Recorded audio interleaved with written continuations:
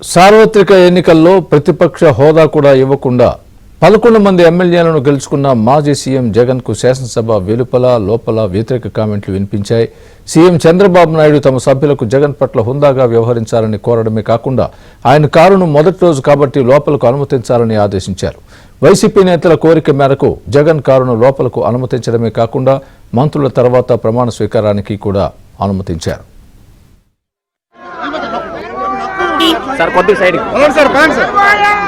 Andhra Pradesh 16వ assembly సమావేశాల్లో విచిత్ర సన్నివేశాలు చోటు చేసుకున్నాయి. గతంలో పరదాల మాటున భారీ సెక్యూరిటీతో రాజధాని రైతులను బయటకు రానివ్వకుండా డీజీపీని వెంటబెట్టుకుని అప్పటి ముఖ్యమంత్రిగా ఉన్న జగన్ అసెంబ్లీకి వచ్చేవారు. కానీ చంద్రబాబు నాయుడుకి మాత్రం ప్రజలంతా ఎదురేగి స్వాగతం పలగ్గా అసెంబ్లీకి తరలివచ్చారు. కనీసం ట్రాఫిక్ ను కూడా ఎక్కడా ఆపకుండా చంద్రబాబు కాన్వాయ్ వచ్చేసింది.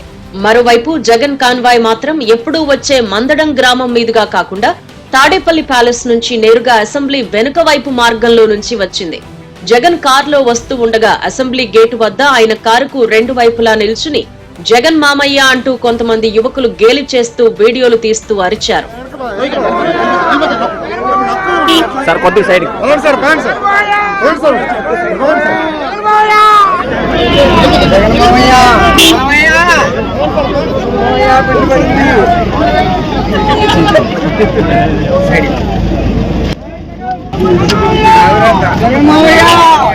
మరోవైపు వైసీపీ నేతలు శాసనసభ వ్యవహారాల శాఖ మంత్రి పయ్యావుల కేశవ్ కు ఫోన్ చేసి జగన్ వాహనాన్ని అసెంబ్లీ మెయిన్ గేట్ వరకు అనుమతించాలి అని, ప్రమాణాన్ని కూడా ముందుగానే చేసే విధంగా పరిశీలించాలి అని అభ్యర్థించారు.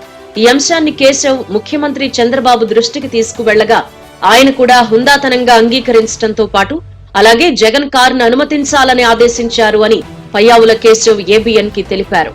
దీంతో అసెంబ్లీ వెనుక మార్గం నుంచి వచ్చి గేటు ద్వారా అసెంబ్లీలోకి వచ్చారు మాజీ సీఎం జగన్. తెలుగుదేశం పార్టీ ఇవాళ బాధ్యతను మరింతగా గుర్తు చేసుకుని పనిచేయాల్సినటువంటి పరిస్థితులు కల్పించారు.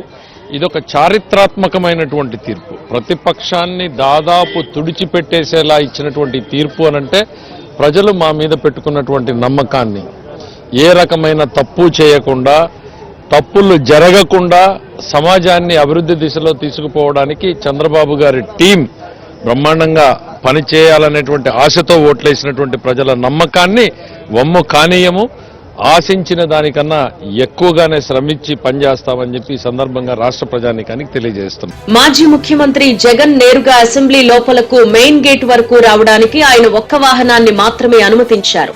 ఆయనతో పాటు వైసీపీ శాసనసభ్యులు మెయిన్ గేట్ వద్ద నుంచి నడుచుకుంటూ ప్రధాన ద్వారం వద్దకొచ్చారు. అసెంబ్లీ ఆయన వచ్చేసరికి ప్రారంభమవటంతో జగన్ కొద్దిసేపు డిప్యూటీ స్పీకర్ కార్యాలయంలో కూర్చున్నారు. మంత్రుల ప్రమాణ స్వీకారం పూర్తయిన తర్వాత జగన్ పేరు పిలుస్తామని చెప్పడంతో 5 నిమిషాల ముందు అసెంబ్లీ లోపలకు వెళ్లారు. ఆయన అసెంబ్లీలో ప్రతిపక్షం కూర్చునే వైపు చివరి 2 బెంచీల్లో కూర్చున్నారు. ఆయనతో పాటు పెద్దిరెడ్డి రామచంద్రారెడ్డి, ఇతర వైసీపీ ఎమ్మెల్యేలు కూర్చున్నారు. ప్రమాణం చేసే సమయంలో తొలుత వైఎస్ జగన్మోహన్ అనే నేను అని చెప్పి ఆ తర్వాత మళ్లీ వైఎస్ జగన్మోహన్ రెడ్డి అనే నేను అంటూ సవరించి చదివారు. వైఎస్ జగన్మోహన్ అనే నేను, జగన్మోహన్ రెడ్డి అనే నేను, వైఎస్ జగన్మోహన్ అనే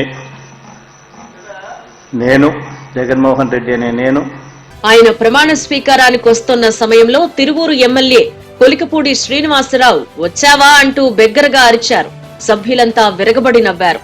ఆయన ప్రమాణ స్వీకారం సమయంలో రాజ్యాంగబద్ధంగా నడుచుకుంటానని చెబుతున్న సమయంలో ఆ మాటకు కట్టుబడి ఉండు అంటూ వెనక నుంచి సభ్యులు కామెంట్లు చేశారు. ప్రమాణ స్వీకారం చేసిన వెంటనే మళ్లీ అందరికీ అభివాదం చేస్తూ జగన్ ముందుకు సాగారు. ఈ సమయంలో చంద్రబాబుకు ఆయన అభివాదం చేయడంతో చంద్రబాబు కూడా ప్రతినమస్కారం చేశారు. ఆయన ప్రమాణం చేసి వెళుతున్న సమయంలో ఎందుకు నాయనా అంత బాధపడతావు జగన్, నీ వల్ల బాధపడిన వాళ్లు చాలా మంది ఉన్నారు అంటూ మరికొంతమంది వ్యాఖ్యలు చేశారు. దేవుడున్నాడు అంటూ కొంతమంది, ఇది దేవుడి స్క్రిప్ట్ అని మరికొంతమంది కామెంట్లు చేశారు. అనంతరం నేరుగా డిప్యూటీ స్పీకర్ ఛాంబర్ లోకి వెళ్లి కూర్చున్న వెంటనే అక్కడికి వైసీపీ సభ్యులు, నేతలు కొంతమంది ఆయనతో పాటు కూర్చున్నారు. మిగతా వారి పేర్లను ప్రమాణ స్వీకారానికి పిలుస్తూ ఉండడంతో జగన్ ఇక బయలుదేరతానంటూ వెళ్లిపోయారు. జగన్ వెంట ఎమ్మెల్సీలు అప్పిరెడ్డి, తలశీల రఘురాం, కొంతమంది ఎమ్మెల్యేలు మాత్రమే ఉన్నారు. చివరకు తన తోటి వైసీపీ సభ్యుల ప్రమాణ స్వీకారం పూర్తి కాకుండానే తన వరకు పూర్తి చేసుకుని వెళ్లిపోవటం పట్ల ఆ పార్టీ నేతలే లాబీల్లో ఆశ్చర్యం వ్యక్తం చేశారు.